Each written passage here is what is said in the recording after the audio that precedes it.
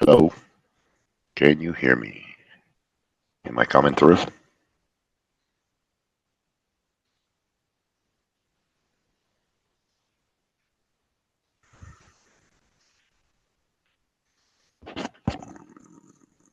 What is my...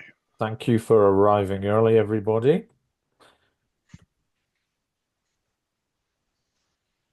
So we've got a mixed group today from Mexico and Colombia, right? That's correct. So Jose, are you from Colombia? Yes, sir, I'm from Colombia. Okay, I'm marking you present. Huh? Yo no me Um, puedo ver. Ve la cámara, ¿qué pasó? Actívala, ¿no? Es que de herramienta, porque Claudia, are you from Colombia as well? Yes, I'm from Colombia. Welcome. Which part of Colombia are you from? I'm from Cali, Cali, Oh, Colombia. great. I'm actually a little bit more in the center, about 45 minutes from the capital city, Bogota. Mhm.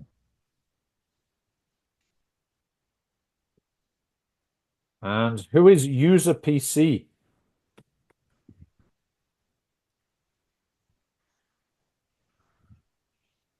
User PC.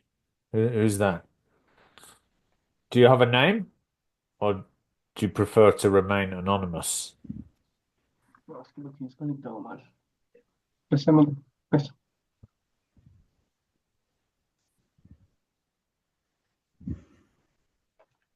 Abigail is from Colombia, right?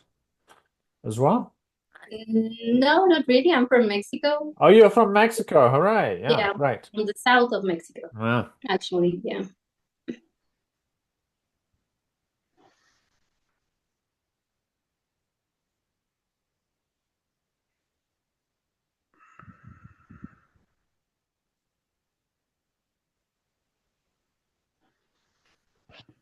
And Grace. Grace, where are you from? Are you also from Colombia? Yeah, hello everybody. Yes, I'm from the capital city. And Maria Fernanda? Hello, hi. Yes, I'm also from Bogota. Maria Fernanda. I don't have you on the list. I can't see your name. What is your surname? Apellido. Rodríguez. Maria Fernanda Rodriguez. Amor, se quedó bloqueado, ven. ¿Qué pasó? Mira que me quedé congelada, mira. ¿Pero sí abrió? Mira, mira. Okay, you don't have to have the audio on when you're talking to your family, so I'm going to. Ok, ya. Uh-huh. Ahí está.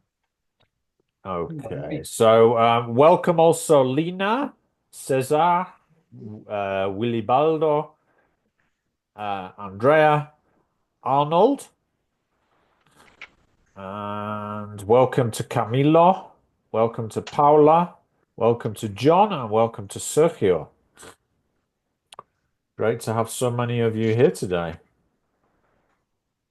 I'm taking your attendance and let's get started because we've only got 2 hours to work together and there's a lot to get through. So this is our menu for today. We'll have a little bit of getting to know you, GTKY. We'll look at the course objectives and what the work situation is going to be like for this course. Any expectations? We'll talk about who your learners are, any differences and learning styles, their preferences and needs. Then we'll have a general look at the preparation for the IELTS exam, because that's what we're here for. And if there's time, we'll have a quick look at reading skills in preparation for our next live session, which will be in a couple of weeks. All right. So,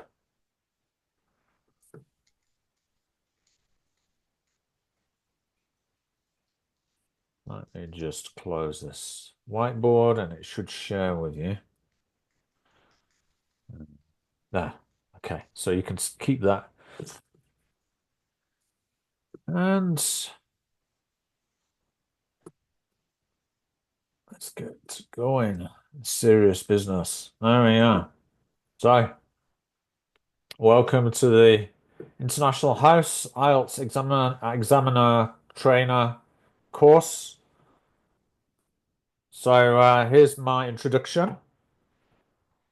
And sometimes I play a game with students and they have to guess what some facts about my life, but I don't think we'll do that. We'll just have a quick introduction that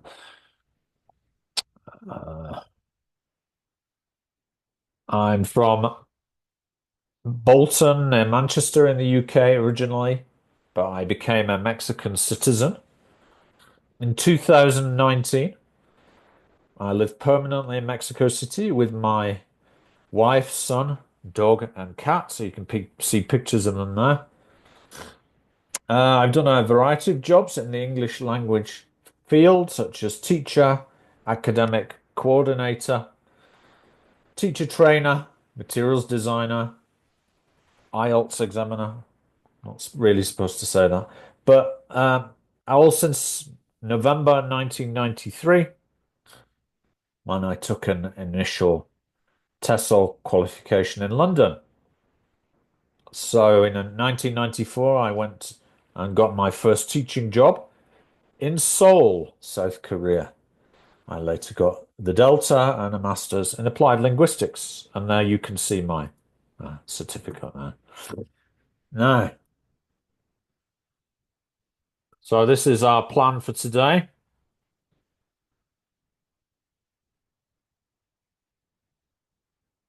So I think the best thing is if we actually look at how the course is set up.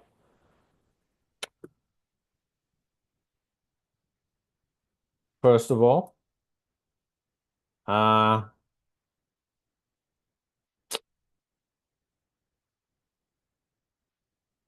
yeah, we can have that. Let's do the getting to know you slightly later, and let's go straight to the course objective. So the main objective of the course is to provide teachers with tools and strategies to help them to train their learners to sit the IELTS general training and academic exam.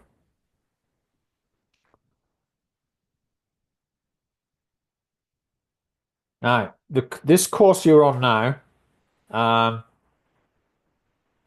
is delivered through the Neo platform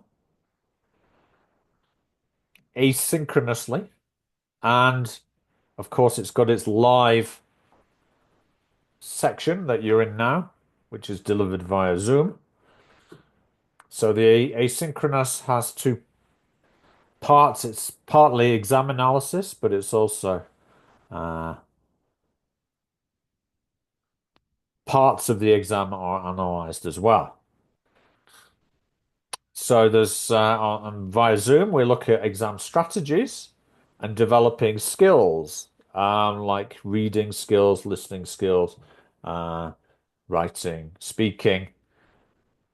How do we develop those as teachers, right? That will help our students sit the IELTS exam.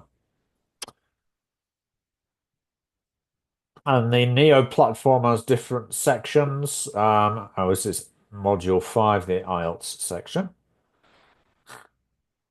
And the live Zoom course comprises an introduction, a reading section, listening,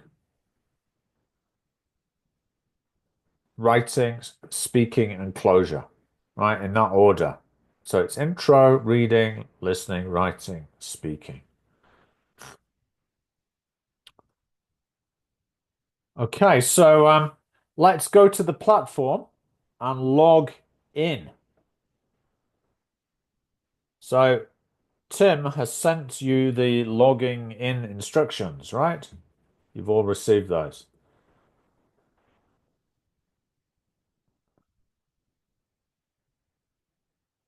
Yeah, Maya Fernanda is saying yes. So when you log in, it looks like this. I'm going to put it up on the screen now. It does for me anyway. Your view might be slightly different. Yeah.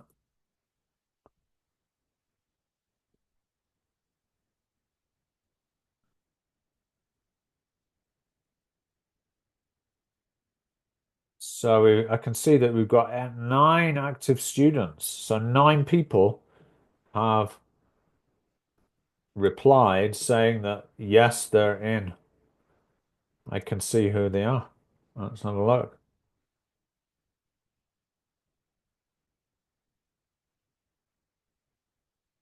Oh, this is trainer set. I'm sorry, I'm in the wrong course. Let me have a look. So it's 9. Here we are, 9.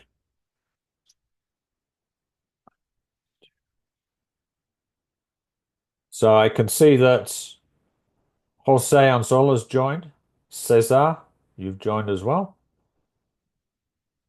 Anna, Andrea, Claudia, Maria, and Isabel, you have all joined, I think.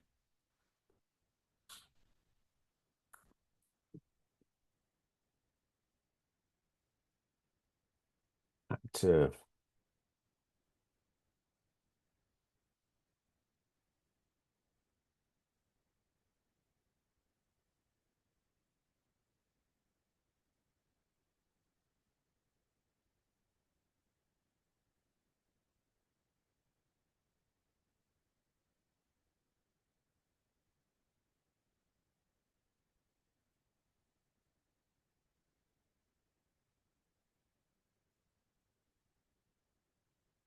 Enrollment.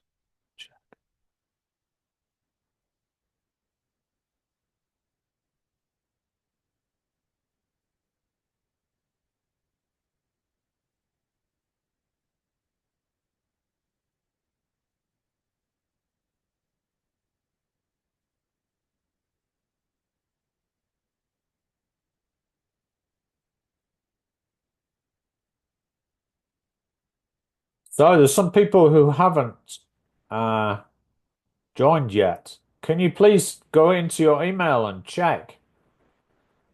Lena, I don't see you here. I just did it. Can you refresh, please? Yeah, sure. Okay, so we've got 3 more. That's good. There I am.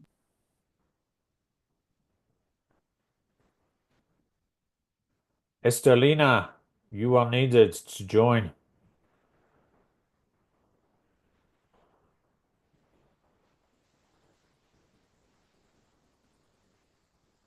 John, we have. What about Camilo? Camila, falta tu activación. Yeah, I'm doing it. Arnold, Willibaldo. So we have Abigail, Paula. Paula, yes, she's joined. Rosa Elena. Yes, sir, that's me. Have you gone into your email? Have you found the invitation? Rosa Elena? Yes, I did. I found it. It was not that easy. Oh, yes, you're here. Yes. Good. Thank you. All right.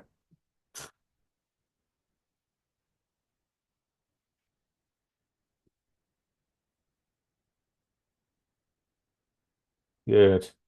All right.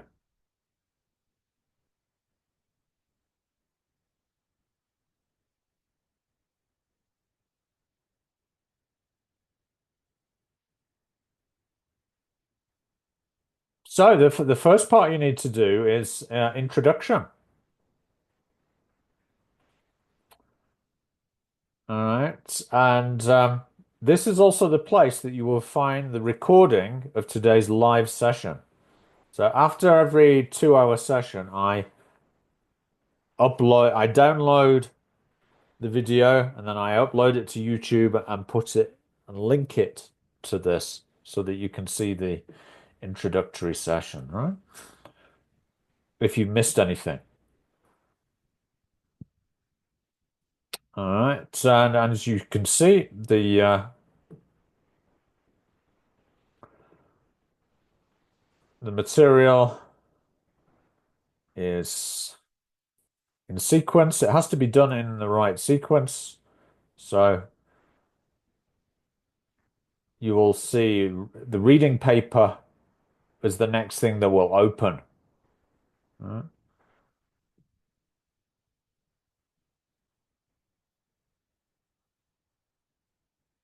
All right. Any questions about using the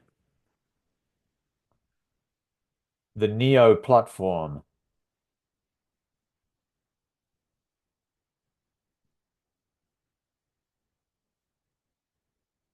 If you have any question, now would be a good time.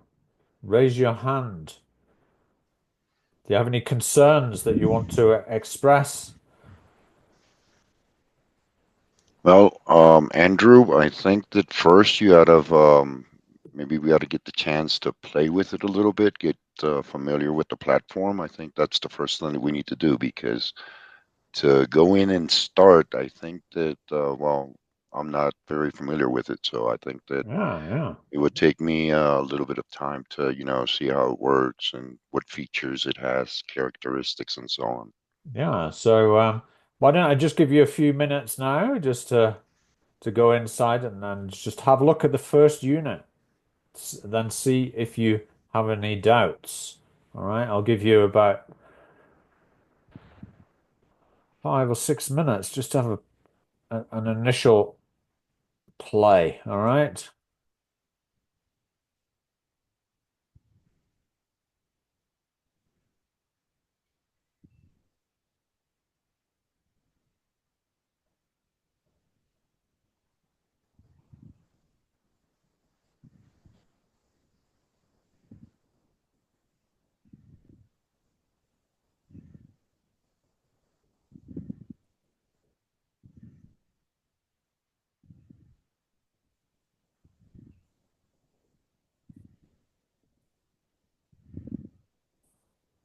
Now, if you're having any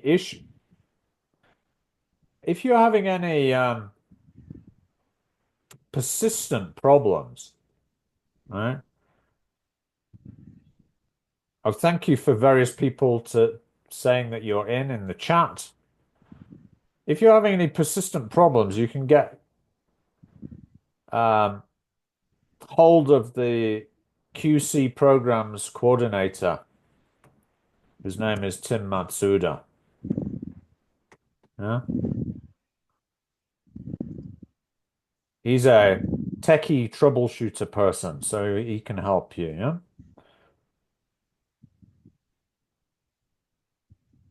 Andrea, you have a doubt.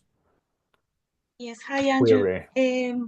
Well, in my account, it appears that I have 4 assignments that are different from the introduction part. So it means that we have to do the activities that you are showing us, but also the 4 assignments Ah. that are like quizzes or something like that. Can you show us what you've been given? Sorry. Can you screen Are you share? seeing? Yeah, it's coming. So I click here on the home part and it appears this. Yeah. Then, well, those are the 4 activities that I have. But Right. for example, That looks like the introduction to me. wait a Yeah. moment. Here it says for assignments due. Okay, click on that. Let's see what due. All right. Yes. And it has, or they have some scores. So I don't know if there are some activities that we have to do after reading the introduction part. Yeah. Why don't you just do the first one? What's IELTS like? Right? Because that's obviously part of the introduction. Reading, you can Okay, it's delay a because quiz. it's the reading is we're not doing it.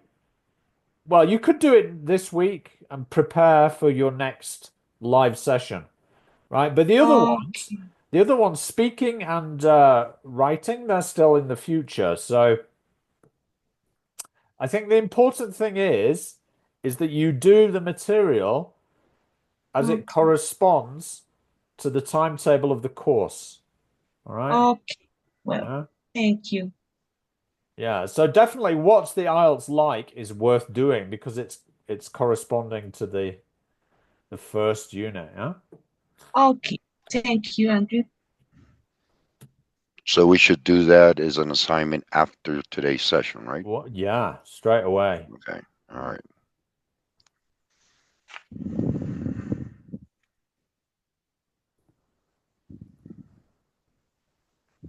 Okay.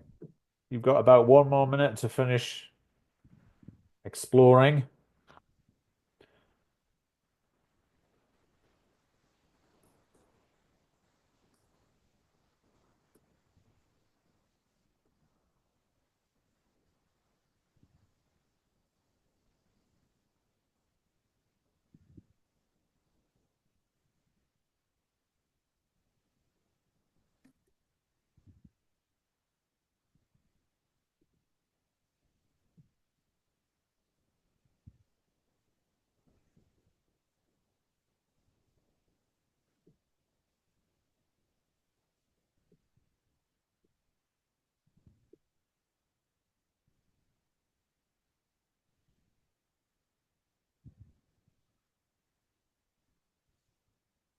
So, okay, that's a few minutes over.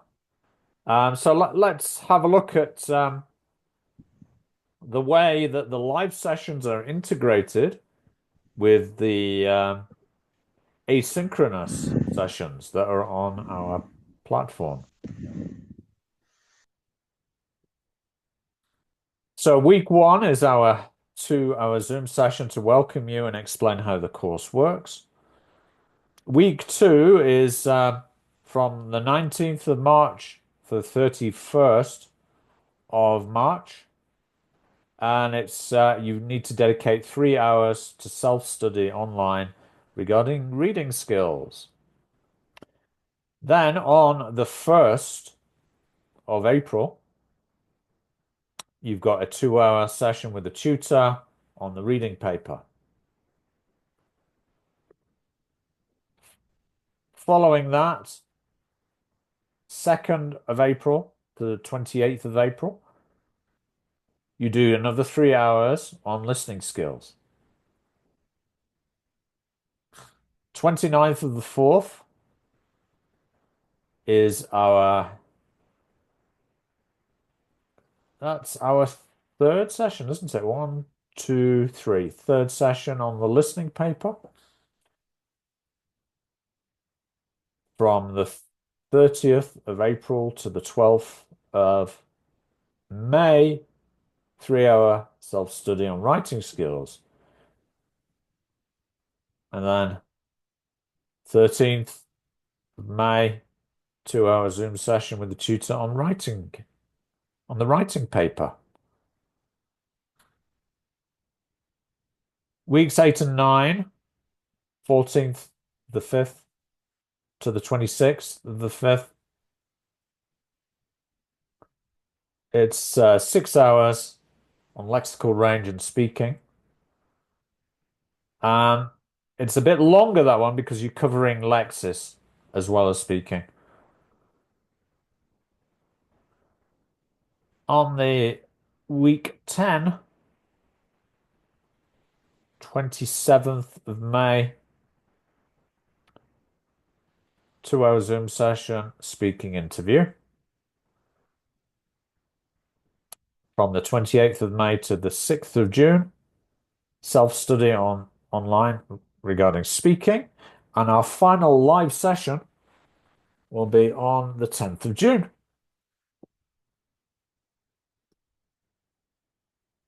Any queries, doubts about that timetable?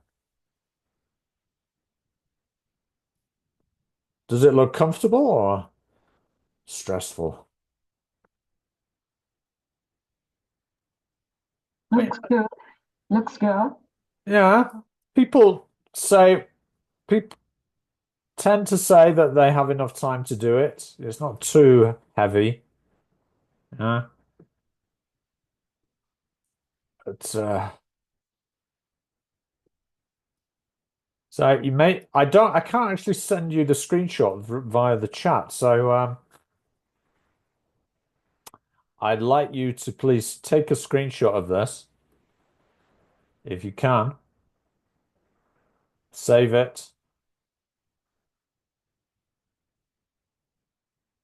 I mean, you have been given these dates, but this provides a bit more detail, yeah?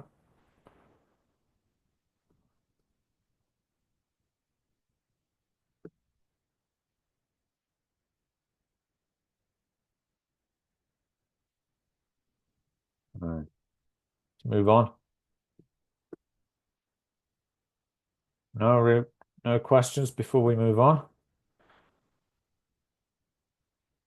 All right. No, sir. So, expectations. You can take your time to study. Reality. You manage your own study time, but try not to leave it until the end, just before the next live session, as you may not have sufficient time. Best to start at the beginning of the week. Not necessarily. You need to manage your own time, apportion time from your teaching duties to accommodate your professional development. So try and do a little at each day, a little bit frequently. It's better. Only takes 2 hours every 2 weeks. In reality, each section could take between 3 and 6 hours of study. So don't bank on it just being 2 hours every 2 weeks.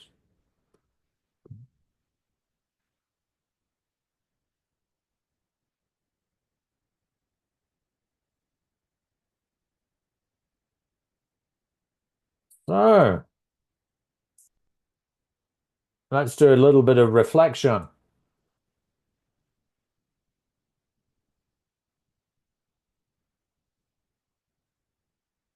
I have some questions for you here.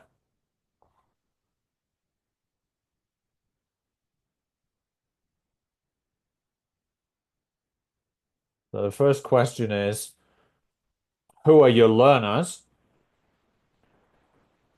How are they different from others you've had in the past?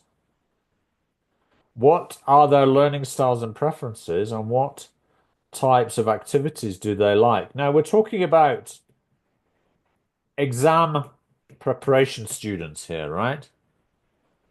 Exam preparation students. So I'm going to put you into a mixed groups, right? So some people you'll be in groups with will be from Colombia, some from Mexico. All right. So I'd like you to think about your answers to these questions. Maybe you could make one or two, a few notes before we go into the breakout rooms. I'm going to put the questions into the chat as well, so that when you go into the chat, you don't lose the questions.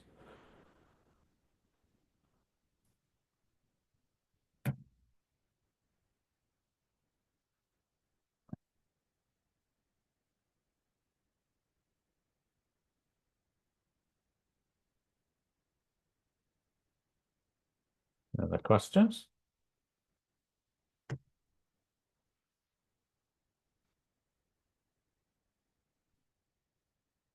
All right. When you go into the breakout rooms, I'd like you to introduce each other and say which city and country you're from and what is your teaching context, right? What type of teaching do you do? And then tell your partners about your answers to these questions. How much time do you have? I'll give you about 8 minutes.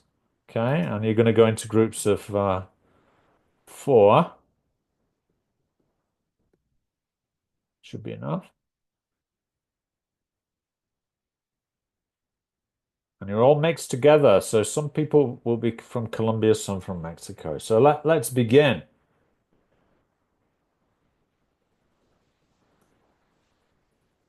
Just check you've all got the questions. You've make 1 or 2 notes, perhaps.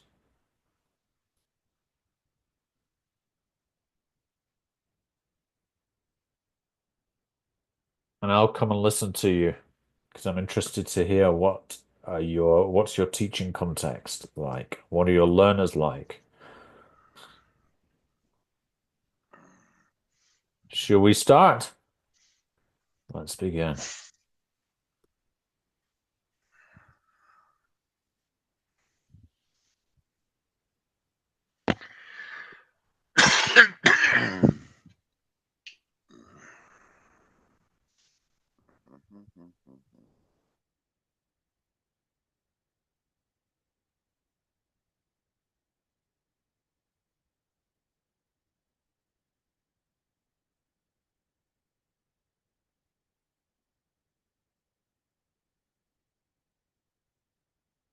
Please go to your breakout rooms.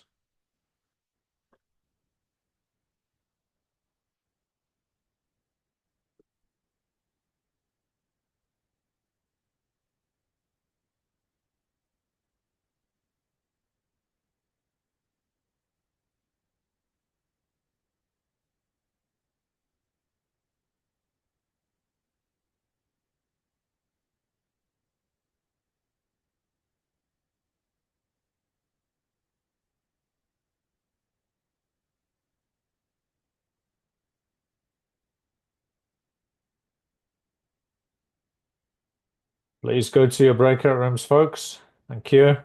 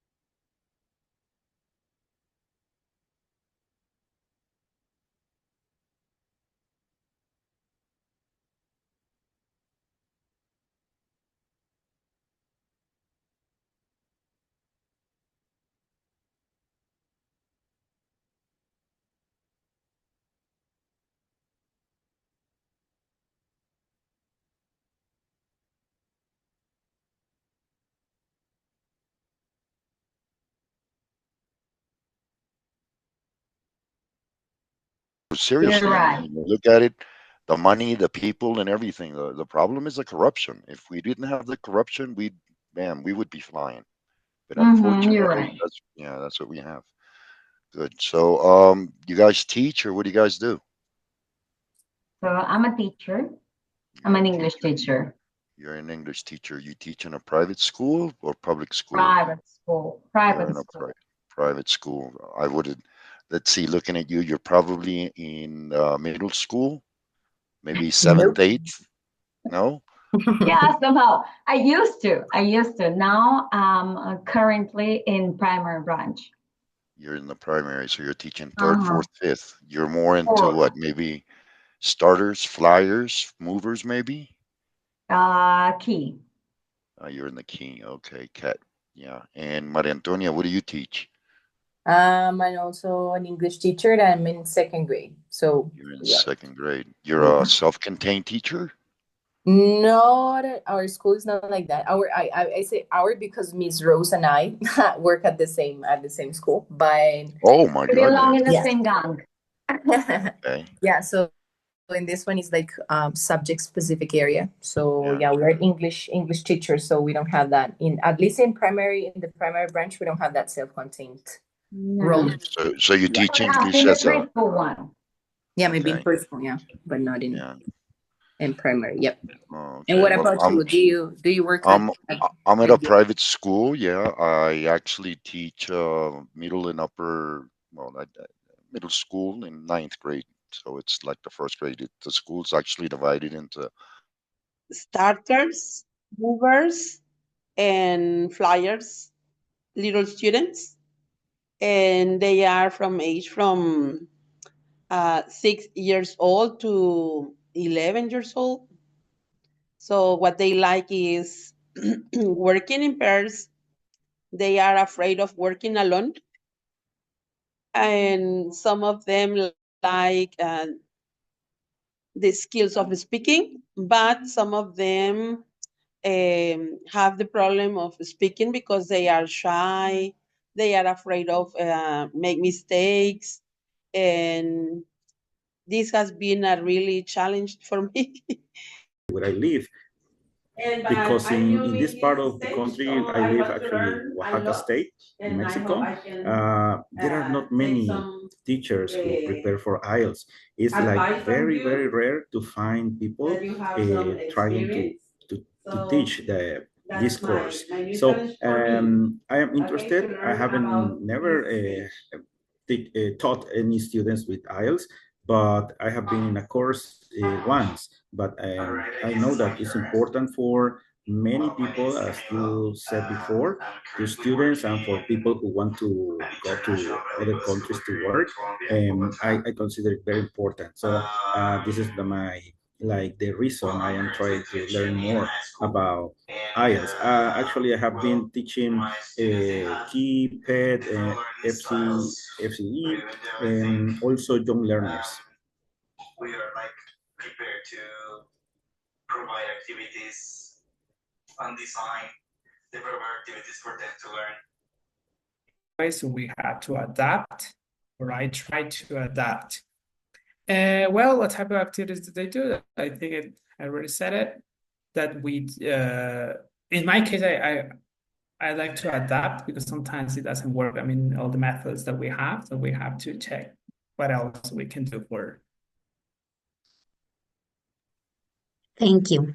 Where are you from? I mean, where are you currently living? Well, I'm from Mexico, south of Mexico, Oaxaca is a state. It's a lot of food here, but nice to meet you. Nice to meet you too.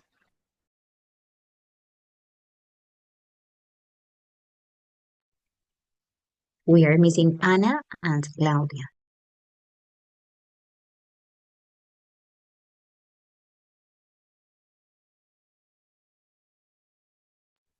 I absolutely agree. They like outdoor activities, and also the ones in which I use technological devices to support.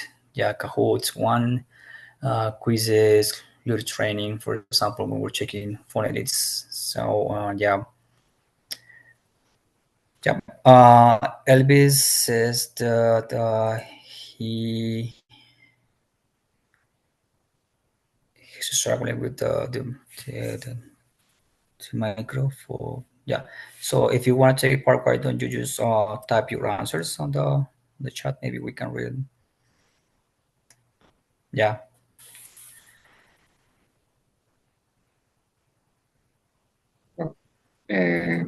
Related to the second question, I would say that every class brings its own unique dynamic, you know. But uh, this year, the group that I have, it's particularly tech savvy, you know. enjoys using digital tools for learning. As Andrea was saying, Kahoot, I use Puzzle as well, which is sort of a YouTube platform where you have a chance to personalize some videos with some set of questions. So this comes in handy, I guess, when it comes to learning a second language, you know. And my students also seem to prefer interactive activities rather than traditional lectures, I would say, which is a sad shift compared to some past groups that I that I've taught, you know. Yeah, especially nowadays. For example, in my school, using the phone is forbidden because of government Mine and too. yeah regulations. But we we adapt it. Okay, Thank you, thanks. guys.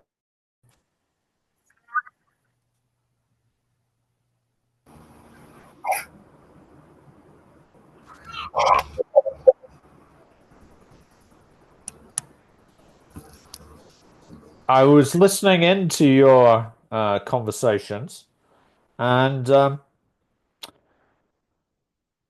was kind of surprised to hear that a lot of you like teach middle school. Surprising for me because I wouldn't assume that middle school teachers would be preparing students for IELTS necessarily. Hmm?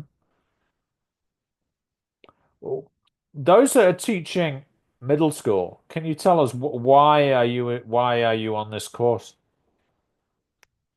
Just out of interest. Andrea, please. Sorry. Well, in my case, it's because in our school, we usually change every year. Ah. For example, I can teach in middle school this year, but next year in high school. Ah. And because we are in a process for being a totally bilingual school, we are trying to do some activities related to the exam. Ah. So, but the idea is that all teachers can teach in middle and high school. Great. Okay. Thank you for sharing that. Esterlina, you mentioned that you have experience teaching Cambridge Young Learners exams, right? Starters, Yes, movers, and flyers. yes, Yeah. Do you yes. what differences do you think there will be between preparing students for IELTS and preparing students for those Young Learners exams? I think the interest of them with children, most of the activities are related to games, to family, and things like that. And I think that with um, all students, well, that's different, their interests. So I haven't had any experience with young adults, so I want to learn. And in the future, well, I would like to continue preparing and I would like to start working in that level. So Good. that's why I'm trying to learn. I'm trying to acquire knowledge about everything that can help me teaching uh, young adults. So that's why I told my uh, classmates that I want to learn from them because I listened to them that they had experience giving those courses. So I'm going to pay a lot of attention in order that I can get as much as I can the knowledge. Okay. Good. Sergio from Oaxaca, you mentioned that in Oaxaca there are not many people who teach IELTS. So, Exactly. why are you interested in preparing students for the IELTS? Okay. If maybe there's not that many people who actually want to take IELTS in Oaxaca. Yeah, that's a good reason. So not many people teaching here. So I'm trying to get this course and know what to do when the moment comes. I'm sure that in the future there would be a lot of opportunity.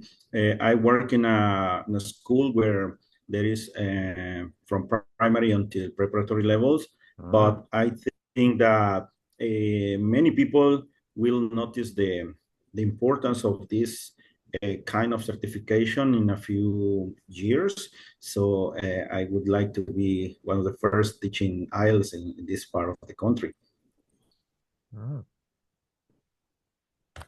That's you're a pathfinder. Kind of, yeah. Yeah. What about learning styles and preferences and the types of activities that they like? Well, I heard from John. He says that students he knows, they like to use digital tools that are interactive, and they don't like the more traditional sort of uh, teacher talking at the students type of learning. Is that right, John?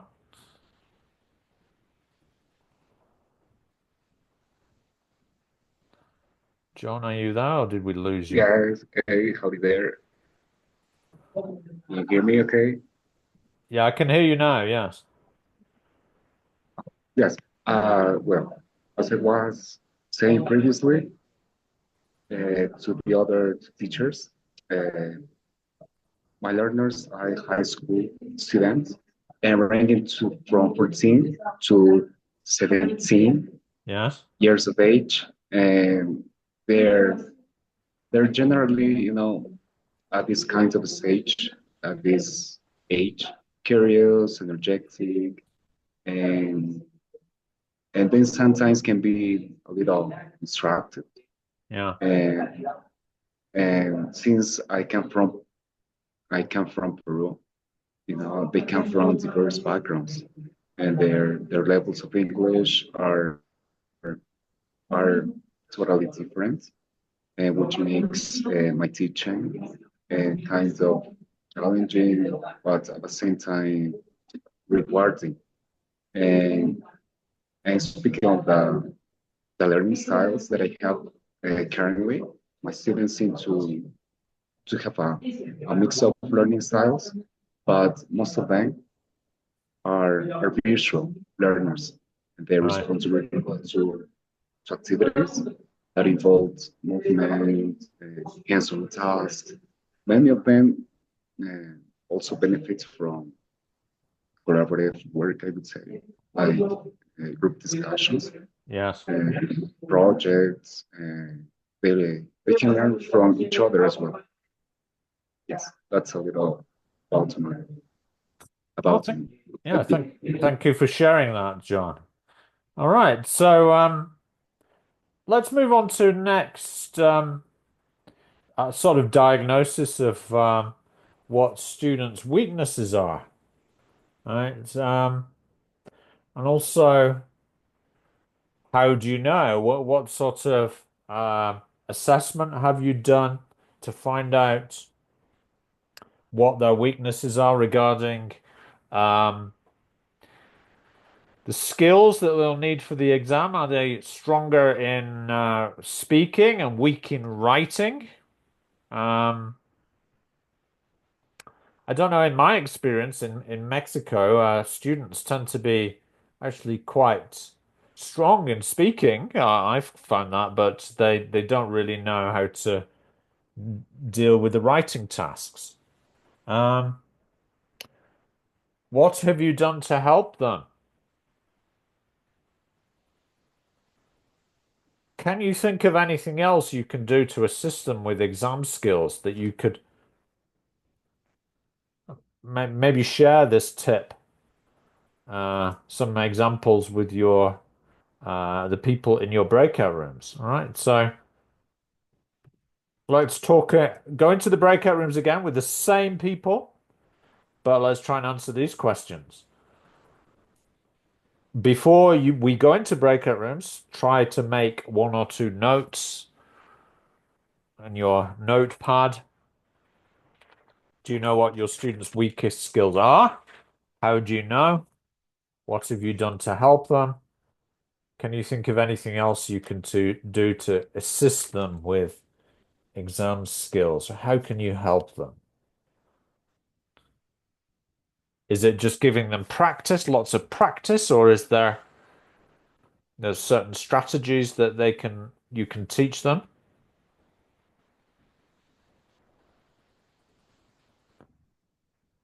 Do they need to do some remedial language study? Some of them.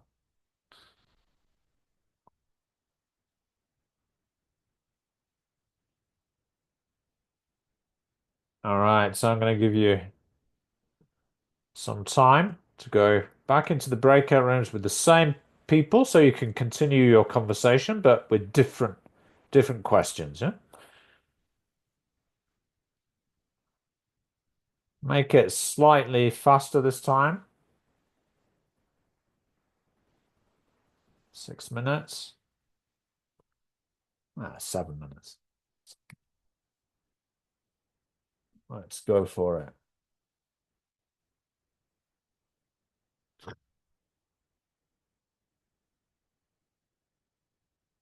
Please go to the breakout rooms.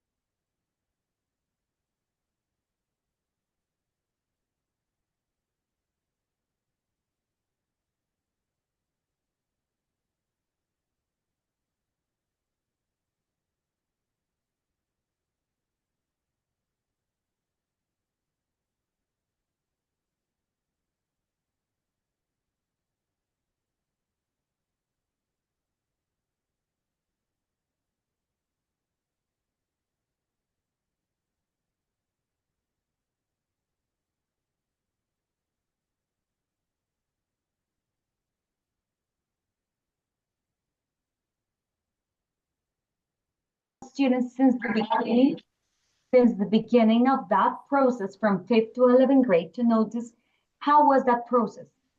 And with that process, we started understanding how our problematics became into solutions to our own students.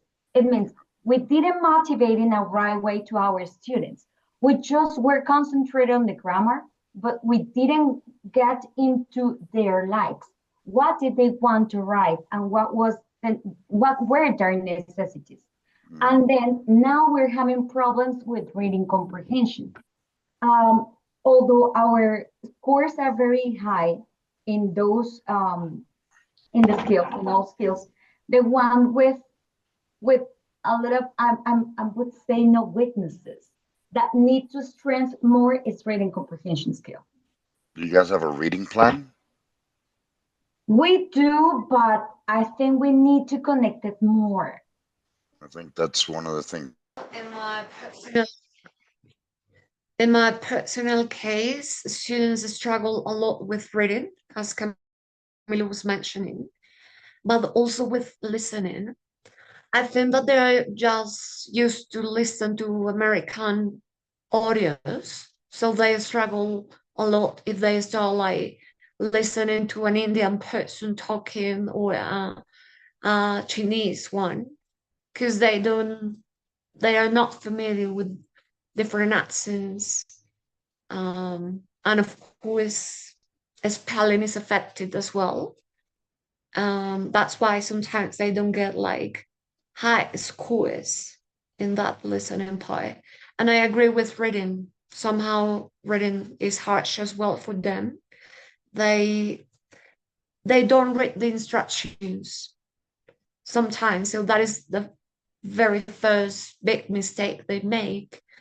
Because it says, for instance, write a letter A, B, or C, for instance, and they write the word. So they make just simple mistakes with that.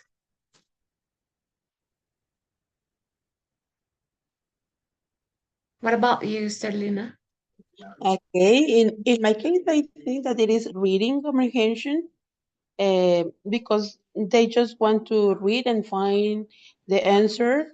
They think that well, I think that they have problems with reading because maybe they don't like reading a lot. They feel like reading is like tiring, so maybe that's why it's difficult for them. But when uh, we do this kind of activities, the way I can help them is just try to that they analyze what they are reading. We read and then I ask some questions in order that they notice that they are able to do that. First, the thing that I do is first that they know that they can do it, that they have that ability, that skill. So that's why I think that I need to work first with them, uh, that they feel confident, that they need to feel that they know what they are reading. We read a lot, and also I bring to classes some reading that they are interested. We follow a book. We take a book, so the book contains a lot of readings, and we practice a lot with that.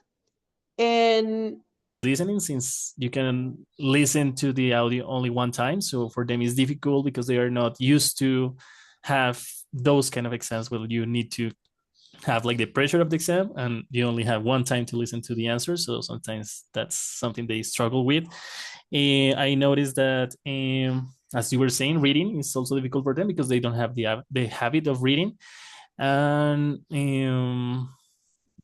yeah, sometimes that's what they struggle with. And regarding writing, and they also struggle with the structures because, well, IELTS, they have like a specific structure for, I don't know, the letter or the essay. So sometimes if they are not familiarized with those kind of texts, they struggle and they just write like one paragraph. They don't have like the structure clear. So, and how I help them with that, with practice. I think that practice makes master. So the more we practice, the better they will get with that. So teach them about the structure of the exam and help them with practice. I guess that's how I deal with that. And make them be familiar with the structure of the exam, no? With the format. Yes. And like tips, like, okay, if they tell you to listen to, exactly. Practice, lots of practice. Because as you say, they struggle with 4 skills. Okay. Yes. And well, also like speaking about what Paul mentioned before, another, yes, of course, when we read, of course, we get a lot of things we can use. FC, PET, Cambridge, listening audios. But when it comes to real life videos from YouTube, from all this from podcasts, it's easy for them because I think it's because of their background because they are frequently traveling overseas, so they get used to different accents and the speed, the rhythm, intonation, etc. But they really struggle with the regular audios, maybe because of they say the robotic accent. It's not quite legible, but it's something fun.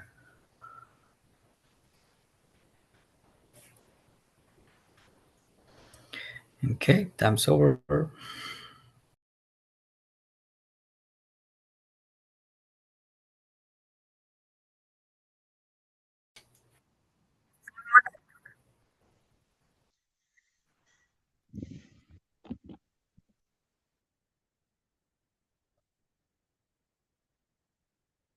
So I heard that Rosa and Esterlina mentioned the difficulties that they have with reading comprehension. Can you tell us a little bit about those, Rosa and Esterlina? Yeah, Rosa Elena. Call me Rose. Call me Okay. Rose. Okay, good. So I was, well, we were talking about the productive skills and the receptive skills, right? Yeah. Our students tend to have more accuracy and they have more power in the productive ones, right? Right.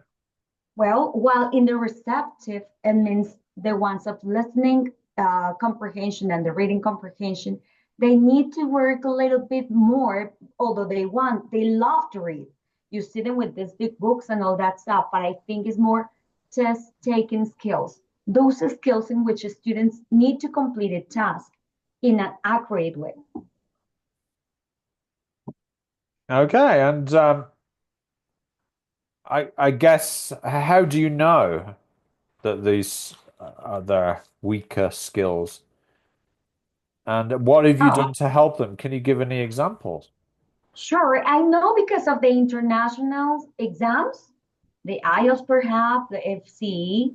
So you see that like the waves in which students become like less effective. No, they don't know. So they perhaps they are doing so great, but they have lower levels in this reading skills than in others, Ah. right? And what else? And what was the second one? I'm sorry. What have you done to help them? Well, in the first years, the students have some programs. Though that program is called Kids AZ. That is a reading kind of platform Uh-huh. which student uses as for enhance their test taking skills, vocabulary, and where else? I think those are the ones that we work with the students also in the classrooms, right? But we need to keep on working on that. I think this one is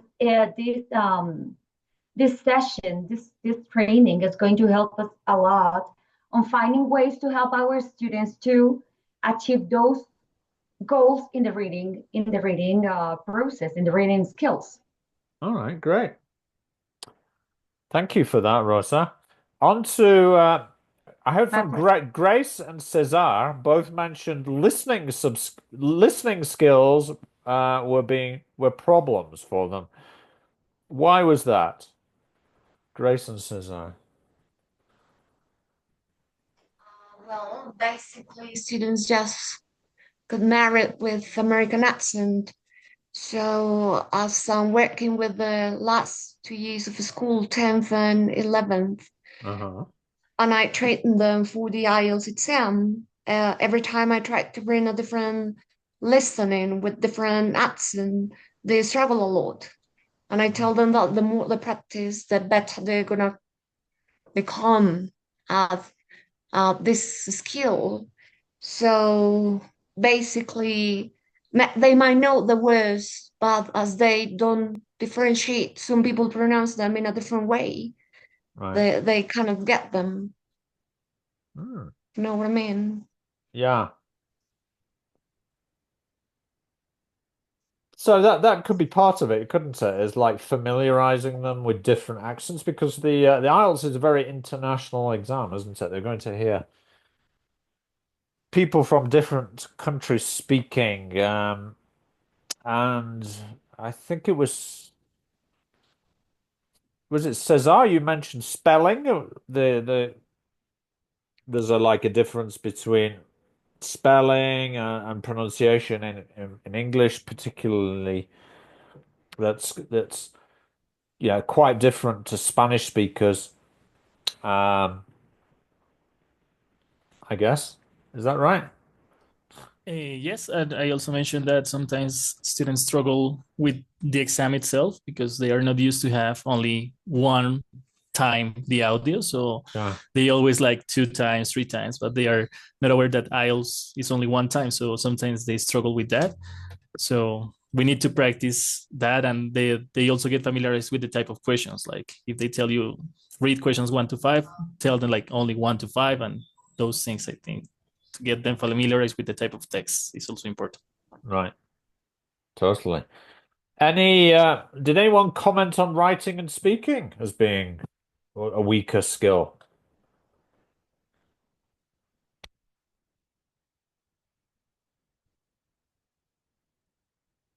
Anyone mention writing and speaking as being difficult?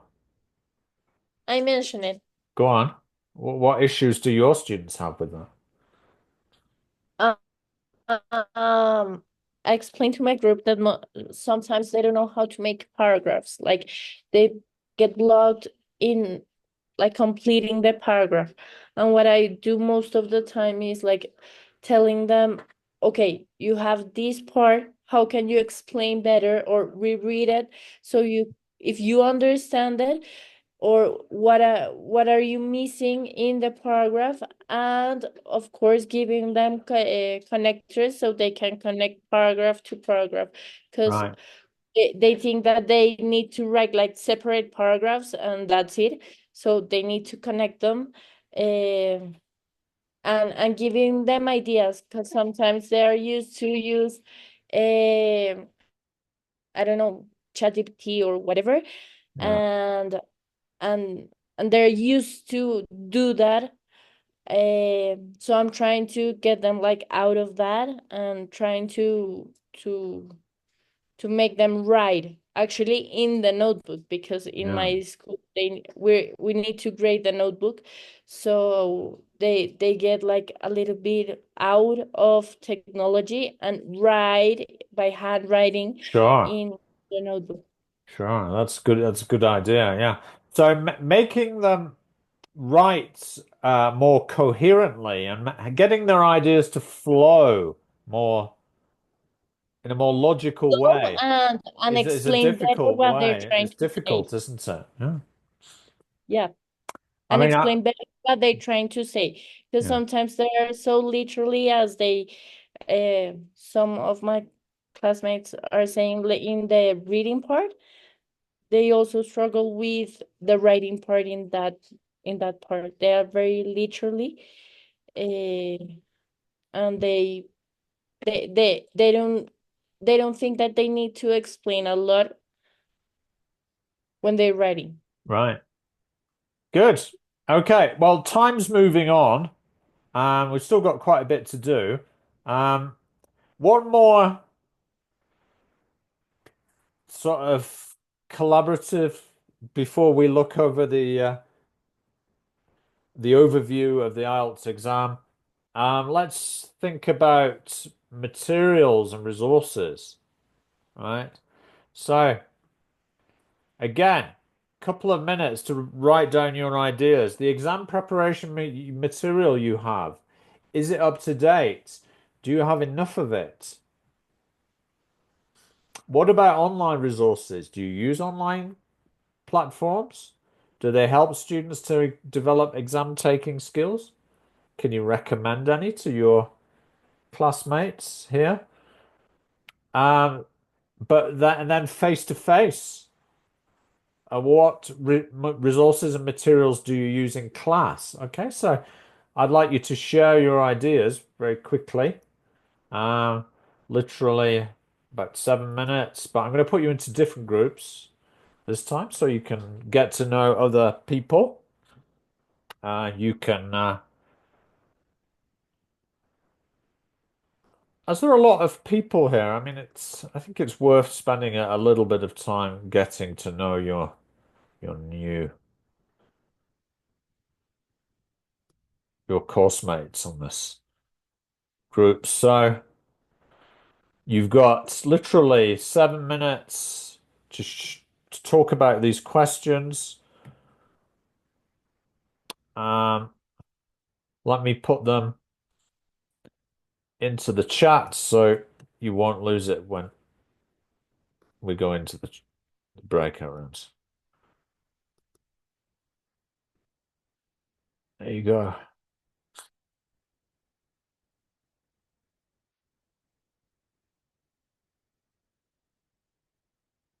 One more sharing.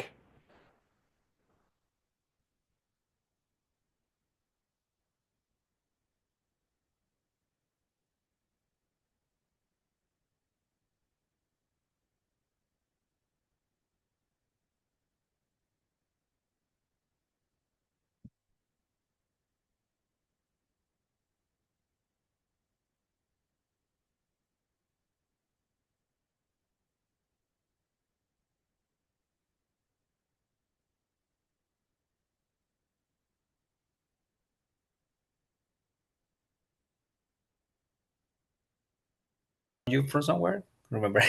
You from elementaries? Yes, yes, we are. Nice to meet you. All right, Rose, why don't you start with the questions? Oh, well, no, it would be good, Arnold, just enlighten us about the exam preparation material. Do we have enough there in high school? To be honest, the resources we use are from the internet. So I wish they were from, But physical. don't you have any resource from International House? Haven't they provided? Uh, I mean, we have few books, FC, IELTS, etc. But the ones we use the most are from the internet for preparing our students, and then for the exams, yeah, we try to use the ones from the books. Yeah, but I mean, in terms of classes and study at home, we use resources from, online. Okay. I thought all of you joined this group, this course, no? Second? I thought all of you joined this course. Yeah. Styles, some tips for you to like work each skill. So it was very useful. So that book is like my Bible there. And regarding online resources, I know like a couple pages. There's one that is called like Exam English, that has like different types of exams, and it also has some practice exercises. So those are like the two things that I use the most for that.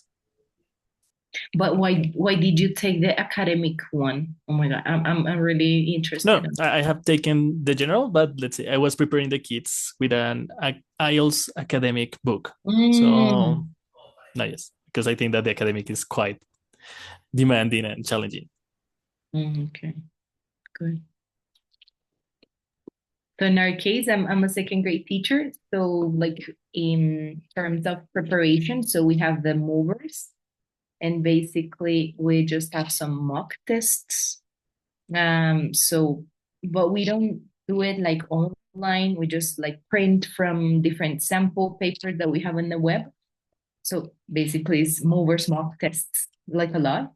And but I know because last year or last year I was preparing also to present the IELTS, and I found an application that is called let me give it to you here. It's an app called, that I still have it. It's IELTS for DP. I'm gonna share it here in the chat so that you can also have it, and it's also segmented with the skills and so on. So it's pretty cool. IELTS.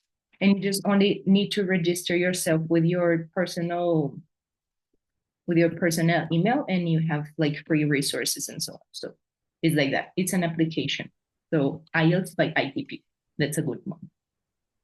Thank you, Maria Antonia. All right. Well, in my case, we work with the platform Cambridge One, so they have a lot of mock tests, and have any problem doing their tests. Mhm.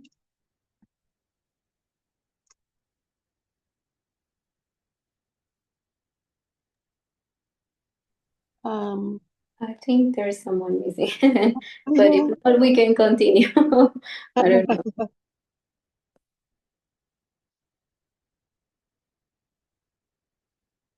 Okay, well, about the second part, about the online resources, do you use online platforms, or how do you help students develop exam taking strategies, I think?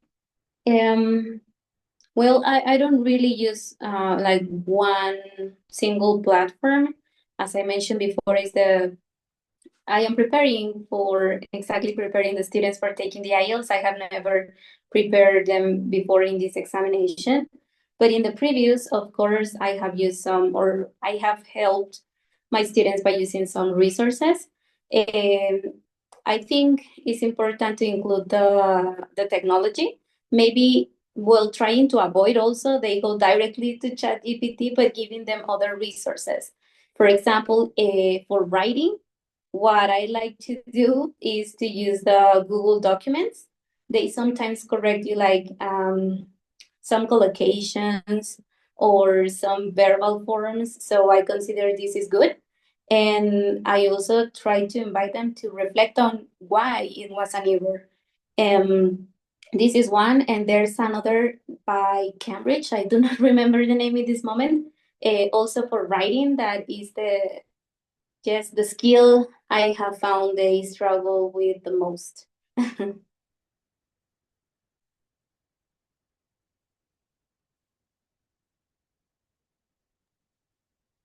Well, talking about online resources, as I told you before, I have plenty of materials and online links to help my students, but in the other exams, no, young learners, key, preliminary, and first.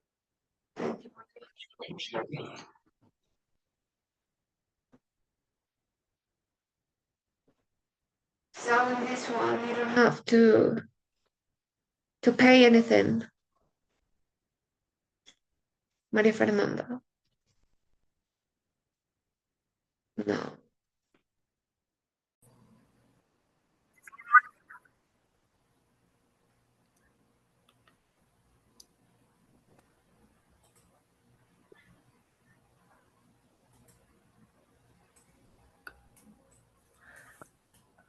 Arnold mentioned he gets most of his resources from the internet. There's not much provided in terms of actual physical books. Is that right, Arnold? Yes, sir.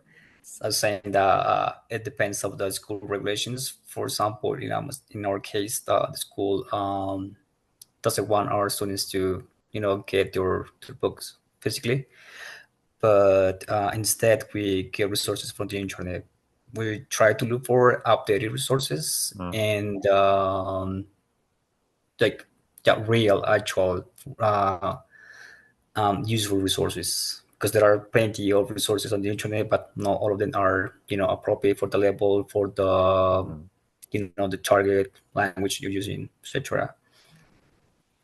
Good. Cesar, you mentioned using a resource called Exam English. What was that about?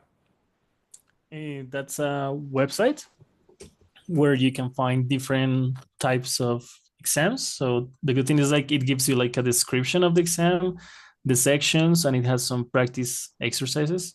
So that's a good resource to start. And it has like PET, IELTS, FCE, different types of exams. So that one is a good one. Could you share that the Sure, link sure. in the chat? And Maria Antonia, you mentioned with your younger learners you do lots of mock tests. Do you also do that with IELTS, or maybe you haven't taught IELTS preparation yet, but you mentioned you actually took the IELTS, right? And you used an app called IELTS by IDP. Correct. So that was when I was preparing myself for taking the IELTS.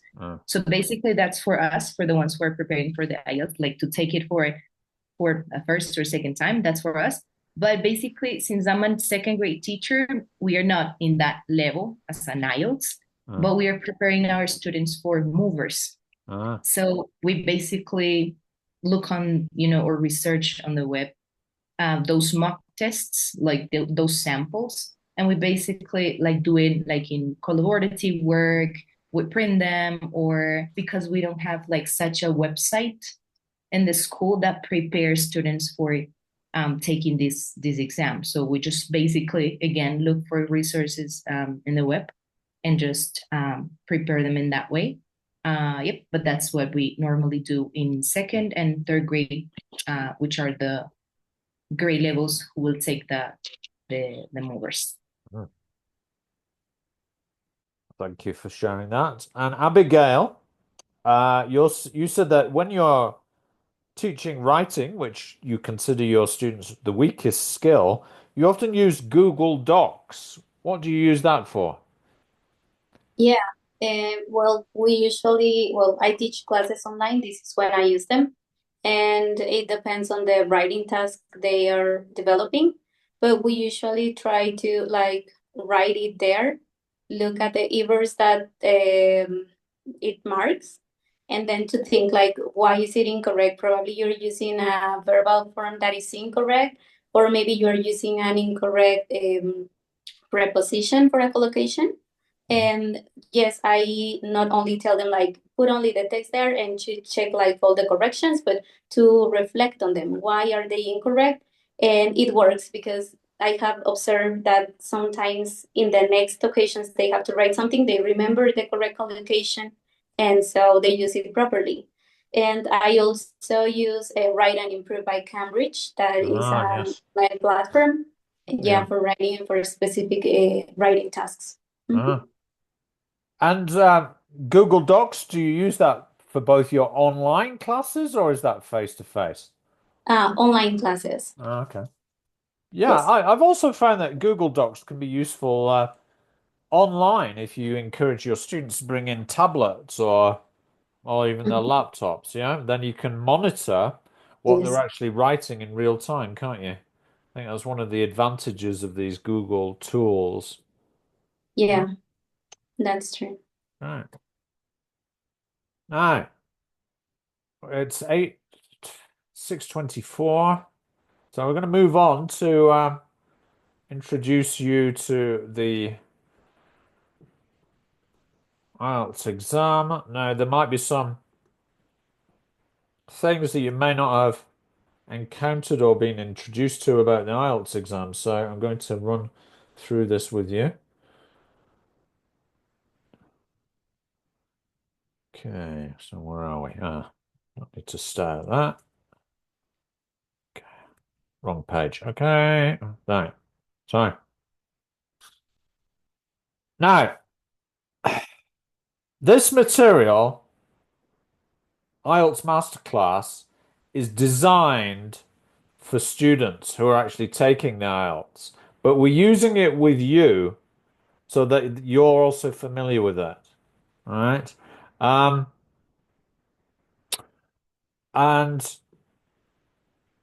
you will find on the platform, the Neo platform, this document called the IELTS Masterclass. All right. You don't need it so much today, but you're going to need it for future sessions, right? So when I upload this video, this recording, you will also find this masterclass document. It's a PDF, right? Fortunately, I can't share it with you through the chat because it's not letting me to share, so I didn't anticipate that, okay? But you will get it, don't worry. So what else do we have for you?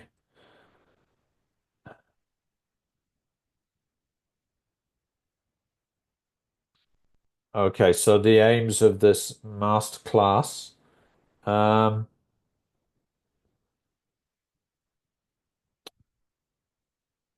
through them together. So the key message IDP wants to get across for a IELTS preparation is that learning English is a slow, long-term process. So think about your own experience of language acquisition. To improve your English, you need to use English in everyday context, speak it with your friends, write notes and emails in English, read English newspapers, and listen to English radio and television, etc. Then,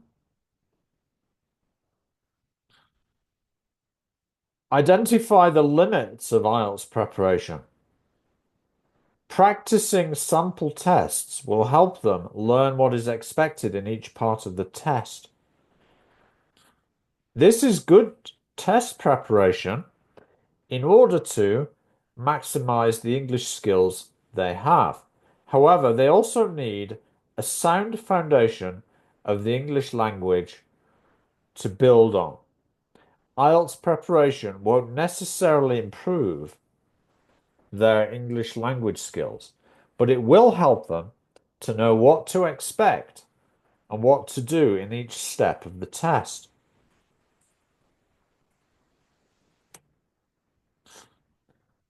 Each component of the IELTS test has different types of questions that require particular skills to answer. This is one of the reasons why IELTS is well respected as a valid test of English proficiency.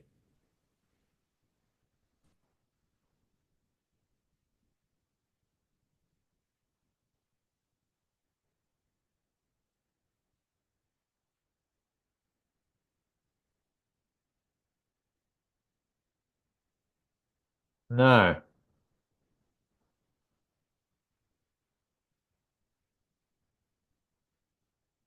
when we're preparing, we also need to highlight the language skills that the examiners are looking for. Right? And then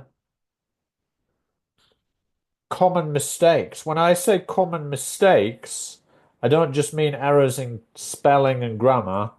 I mean more serious mistakes resulting from lack of knowledge of the skills which are being tested, like not using the correct reading skill for the different types of reading questions, or not listening out for synonyms in the listening paper. Right?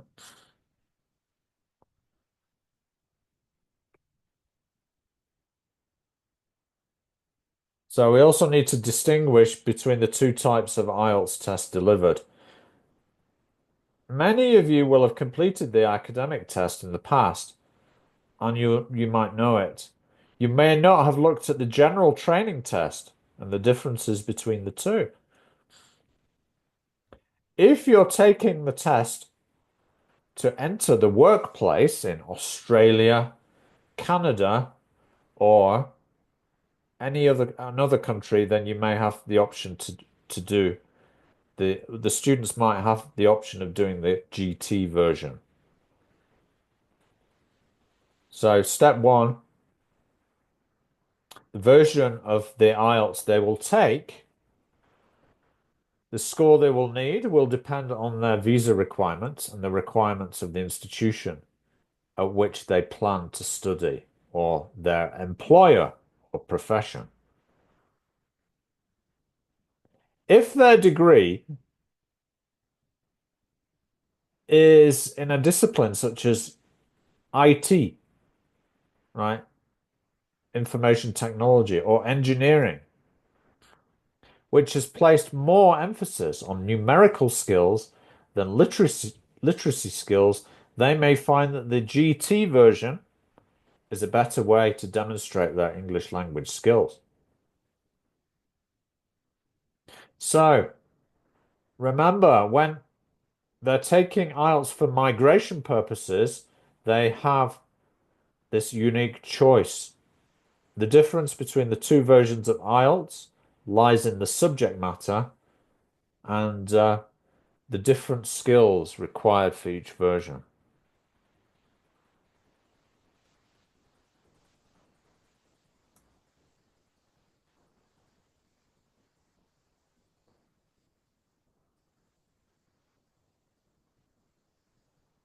So the 4 skills that are assessed in the IELTS test: reading, writing, reading, listening, and speaking.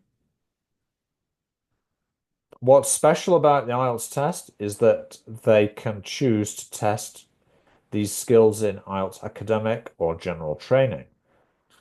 While both tests are similar in structure, the topics in each are quite different. So the academic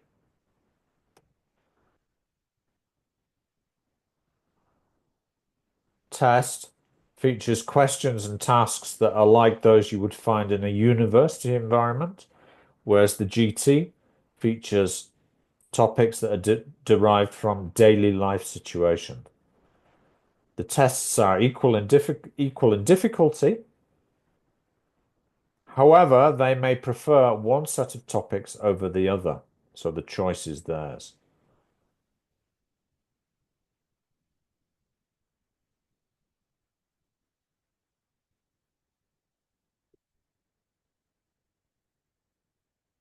Now, in Mexico and probably Colombia, you have the IOC, the IELTS on computer.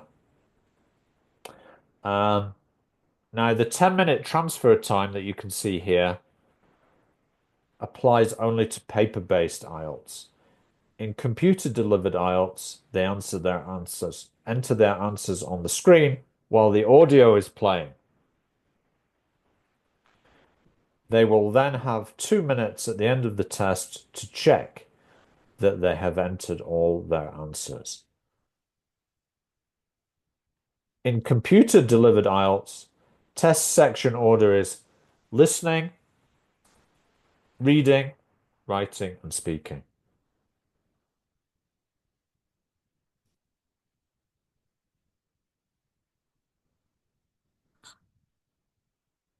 So it's one test, delivered 3 different ways.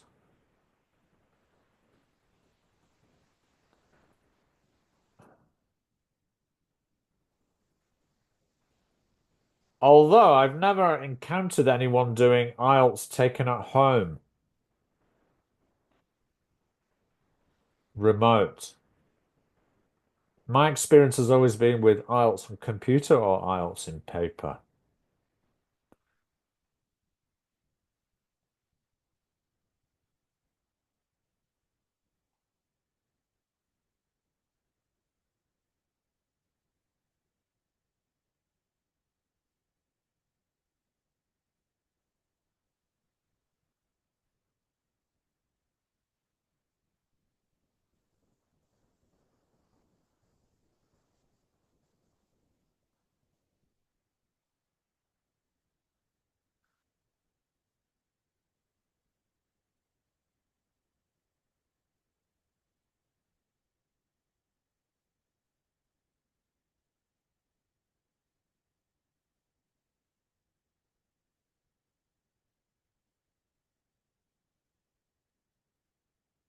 Any questions or doubts after this general overview, very general overview?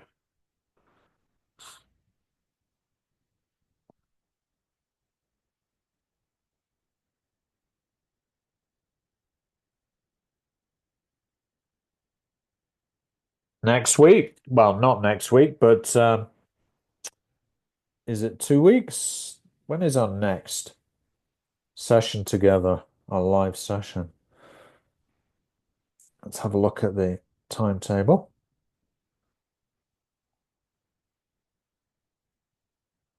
It's going to be It is on April 1st. It's April the 1st, isn't it? Yeah, sounds like a trick, that, doesn't it? Because it's April Fool's Day. Yeah, so that's when we'll do our work on the reading section. Reading paper. April 1st. Yeah, which is a Monday. That's quite right. Now, to prepare us for that, maybe we could just do a little activity.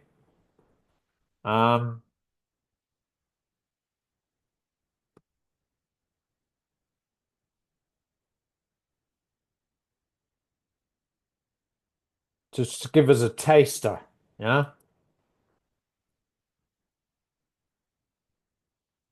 A little flavor of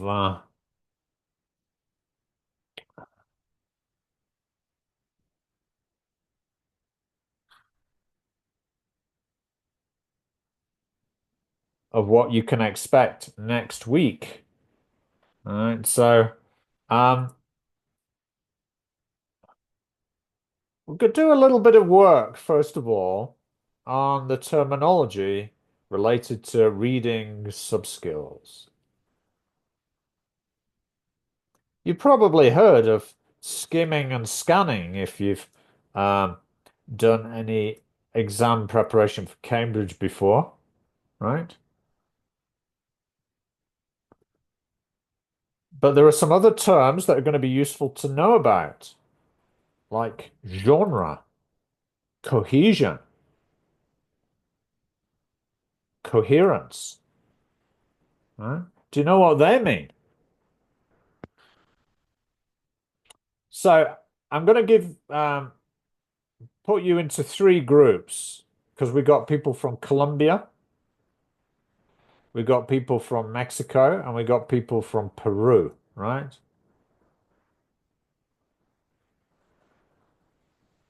So let's have a little country race, all right? So each country can be.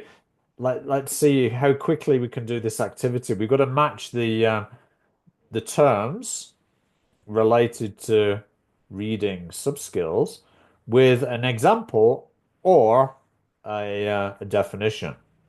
So, if I was to say scanning for specific information, um, the example there I think would be the telephone directory, right? Because that's what we do. That's the typical reading subskill we employ when we encounter a telephone directory, because we don't try and read every word, do we? We're looking for like a name and maybe an address, maybe a middle name, right? So scanning means moving our eyes very quickly over the text to find a specific piece of information, right? So it's often called reading for specific information, right? So that's an example. So I'm going to put you into. We won't do this in breakout rooms. There's not time, but I'm going to give you the link to this interactive whiteboard called FigJam. Maybe you've used it in your own classes. Okay. Now, it might request you to for some permission, right? So I'll be looking out for that for requests. Now, if you can sign in with Google, I think it's faster and easier if you've got a Google account. Okay, so click on there and find your slide. See if you can match the yellow to the blue.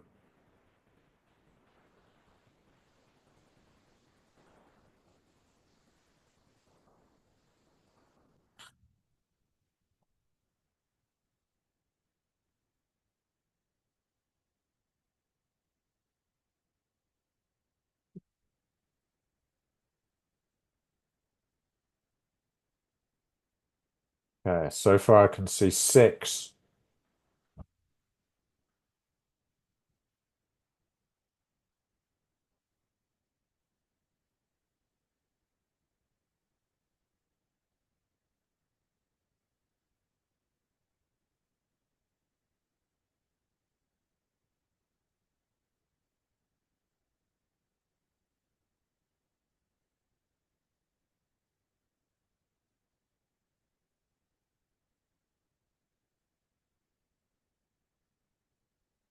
Whole book for pleasure. What would that? Would be that reading for detail?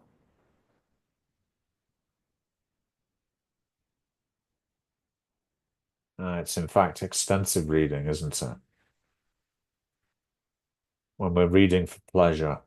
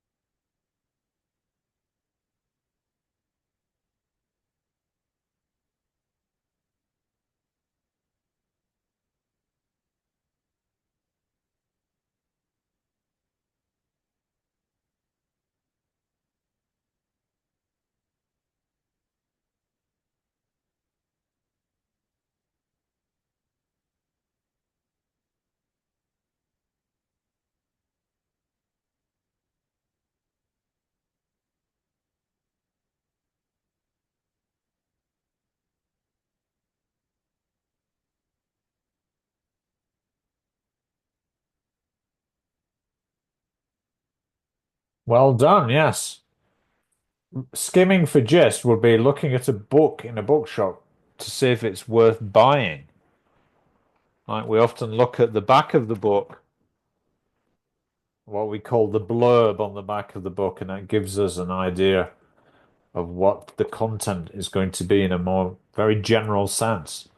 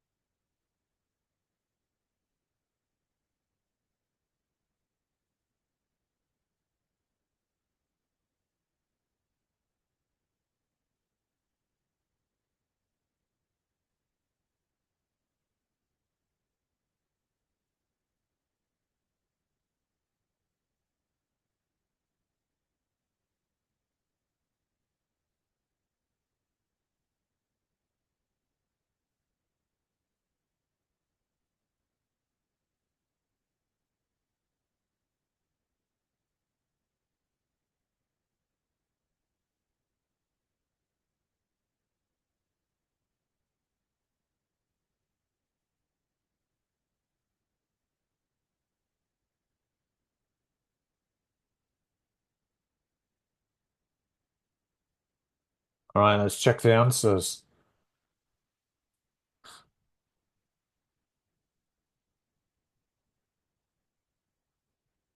Yeah, cohesion links between sentences.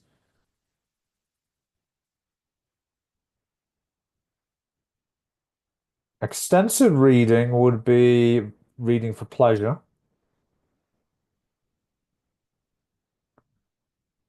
Language learning activity or intensive reading, yes, that's correct. It's using the text to focus on grammar or lexis.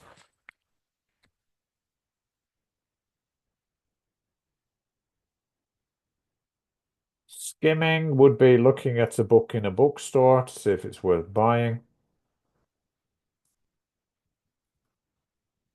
If you get a love letter, you probably read every word for detail, right? Every single word, every single sentence. Yeah. For that deep, deep meaning connection between you and the person writing. Coherence is, yeah, logical connections between ideas. And schemata is knowledge of the world. Genre is different types of text. Good job.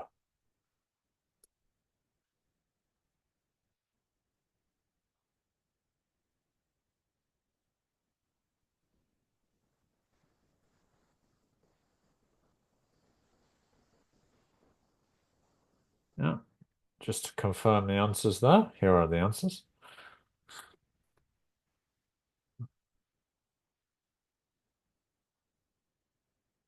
Now, this information, these definitions are going to be useful in the reading we're about to do. We're going to read about reading.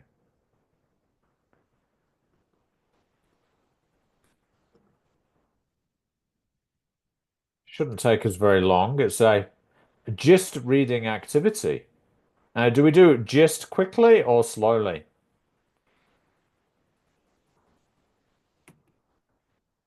Skimming for gist. Is it an activity that we do slowly and deliberately,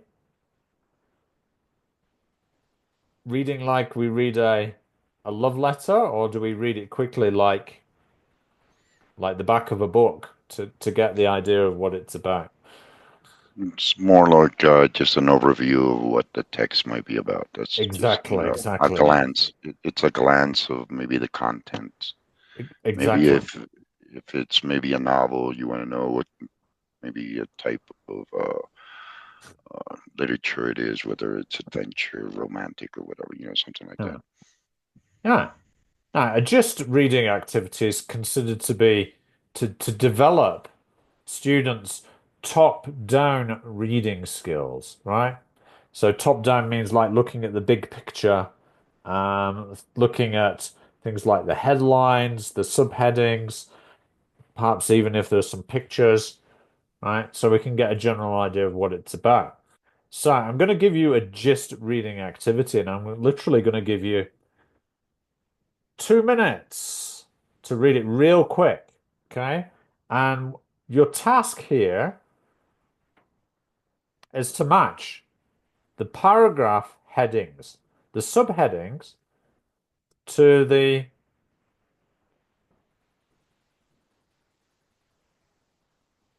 missing, you see the letters here, A, there's a gap, right? That's where the subheadings need to go.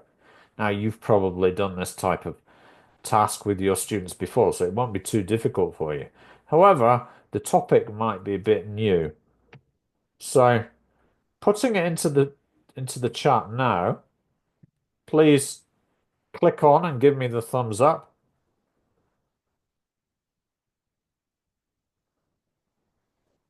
Yeah, you can get access the forms.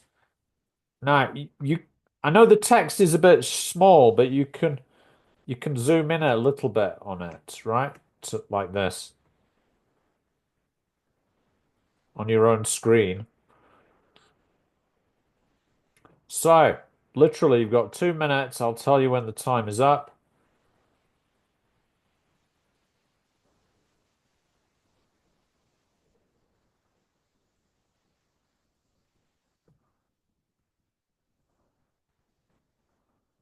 Starting now.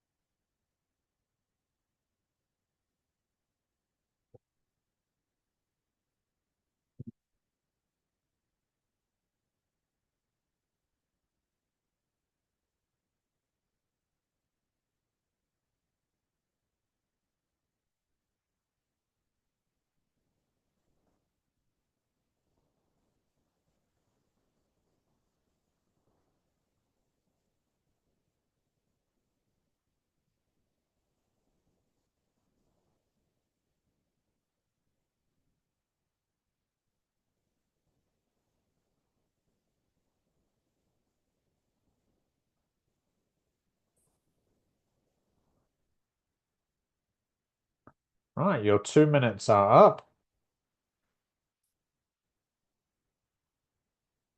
Remember, it should be quick. So please now submit your answers. And let's check, see how well you did. Got 2 responses so far.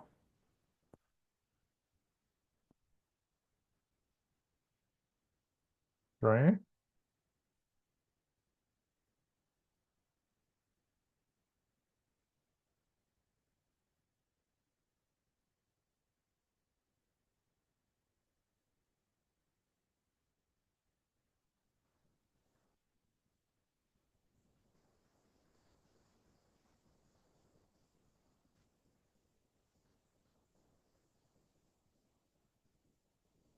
Eight. Okay, that's enough. Let's check that. Oh, interesting differences there.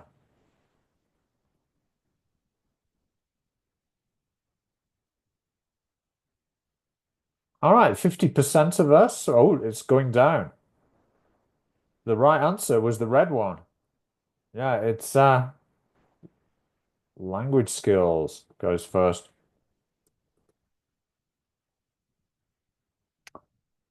Yeah. Because, well, it's, as the intro says, there's 2 types of skills, receptive and productive.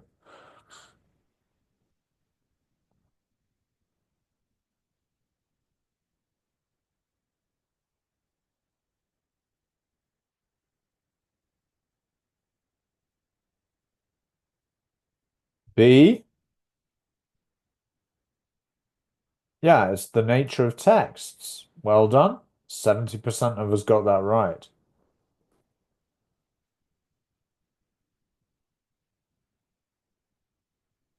Yeah, because it's all about what is a text?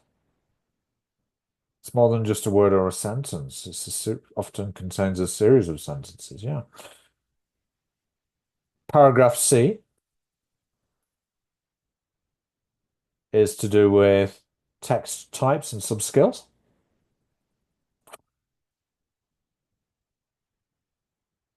Yeah. Correct. 75% of us. And D is it tips for teachers? No, it's not. It's receptive skills lessons. Aha, only 23% of us got that one right. Yeah.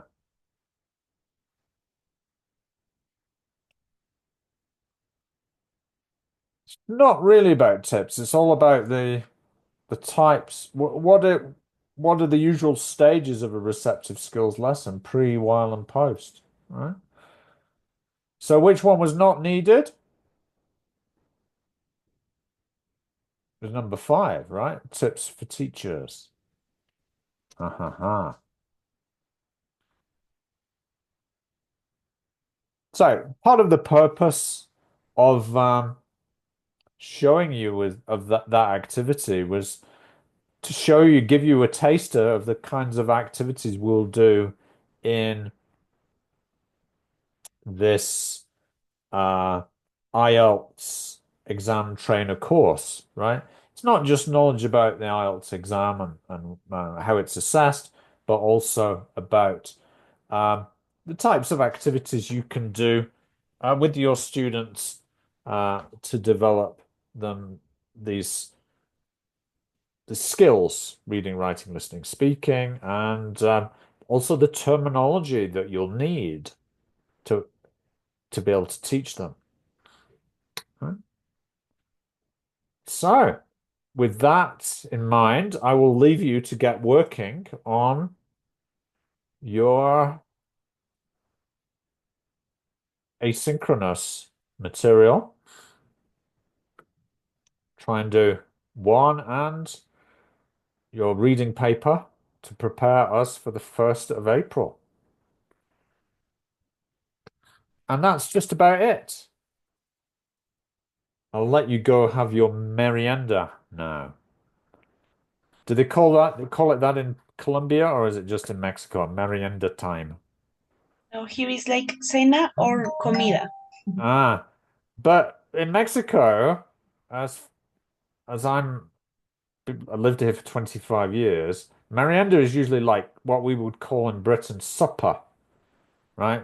So we might have a pan dulce and a chocolate.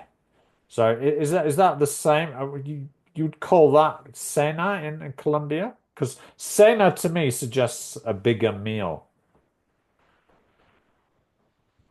Yeah. Maybe we say more comida, and cena is something more formal. Okay. Comida. You would have comida before going to bed, I right? think it depends on how hungry you are. Okay, fair enough. All right. Yes. Great. Okay, so if there are no further questions, go and have your comida or merienda. Muchas gracias. Thank you Gracias, so and much. I'll see you on the 1st of April. Thank you very much. Bye-bye. Thank you so much, Thank Andrew. you very much. Good Thank night. you guys. Have a good time. Bye. Thank Bye. you. See Thank you. you. Bye.